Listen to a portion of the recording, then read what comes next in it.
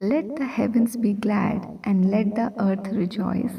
Let the sea roar, and all the things it contains. Let the field be exultant, and all that is in it. Then all the trees of the forest will sing for joy before the Lord. For he is coming to judge the earth, for he will judge the world with righteousness and the peoples in his faithfulness. Akash Anand करे और पृथ्वी मगन हो, समुद्र और उसमें की सब वस्तुएं गरज उठे, मैदान और जो कुछ उसमें है वह प्रफुल्लित हो। उसी समय वन के सारे वृक्ष जय जयकार करेंगे। यह यहोवा के सामने हो, क्योंकि यह आने वाला है। वह पृथ्वी का न्याय करने का आने वाला है। वह धर्म से जगत का और सच्चाई से देश देश के लोगों का न्याय करेगा।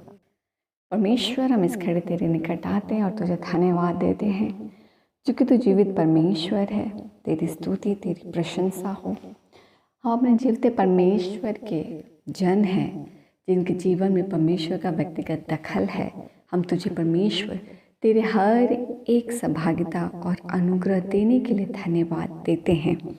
तू आने वाला परमेश्वर है।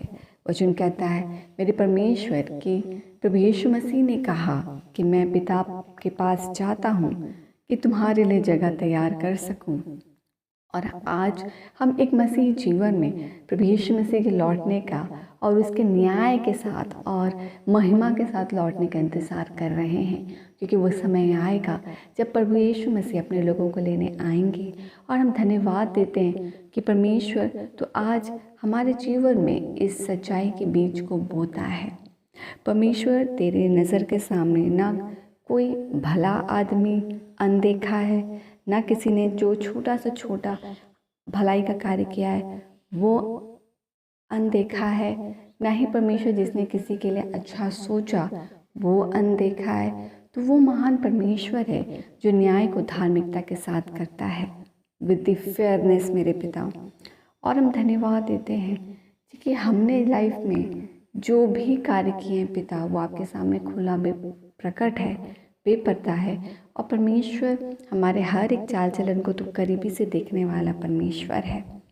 हम प्रार्थना करते हैं, क्योंकि जगत तेरी रचना है और जिस तरह जगत में तेरी महिमा होती है, हम प्रार्थना करते हैं कि जीवन जो तेरे अनुग्रह और तेरी रचना से रचा गया है, इस जीवन की गवाहियों से तेरी महिमा हो।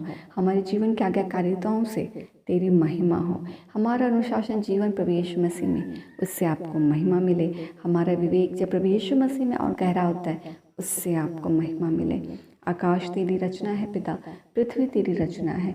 परमेश्वर, पृथ्वी का हर एक रचना तेरे सामर्थ के द्वारा किया गया है। हर बातों से तुझे महिमा मिले, क्योंकि आज हम तेरे परमेश्वर रचने के द्वारा घिरे हुए हैं। हमारे जीवन में तेरी रचनाएं हैं, तेरे पर्पसेस है, तेरे विल है, जिनको हम पूरा होता हुआ देखते हैं। हम प्रार्थना करते हैं इन सभी के बीच में जब तू हमें रखता है और हर दिन हम इसके गवाह ठहरते हैं, हम परमेश्वर इन बातों को गंभीरता से अपने जीवन में लें और हम धन्यवाद के साथ इस जीवन को उस महत्वपूर्णता के साथ जिए जैसा आपने इसे पर्पसफुल बनाया है, ताकि हमारा जीवन पिता परमेश्वर आपके पास जाने से पहले वो सारी योजना को पूरा होता हुआ देख साक्षी ठहरे, जिनके द्वारा तो हमारे जीवन से अपनी महिमा लेता है।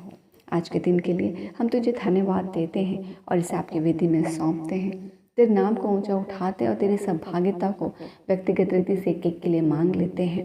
हमारे जीवन में जो हमारा पग पग परमेश्वर प्रभु यीशु मसीह में चलना है, माइनर से माइनर डिसीजंस लेना है, हर दिन डेली रूटीन जीना है, सभी में परमेश्वर तेरे वचन की बीज हो, तेरे उजाला हो, तेरा गवाही हो और तेरी सहभागिता हो, कि हम हर भाग में यीशु के साथ और किसी भी भाग में बिना यीशु के ना हो। हम हर भाग में यीशु के साथ हो। धन्य कहते हैं आज के दिन तेरी सुरक्षा सहभागिता को मांगते हैं, सारे पेंडिंग वर्क्स में तेरी कंप्लीशन को मांगते हैं, सुरक्षा को मांगते हैं और आशीष को मांगते हैं। हम ब्लेसड और हमारे जीवन कमाएं से आपको महिमा मिले। धन्य कहते हैं और इन सभी प्रार्थना को मांगते हैं पिता। अनुग्रह सुनिए, स्व के राज में ग्रहण कीजिए यीशु के नाम से, आमीन।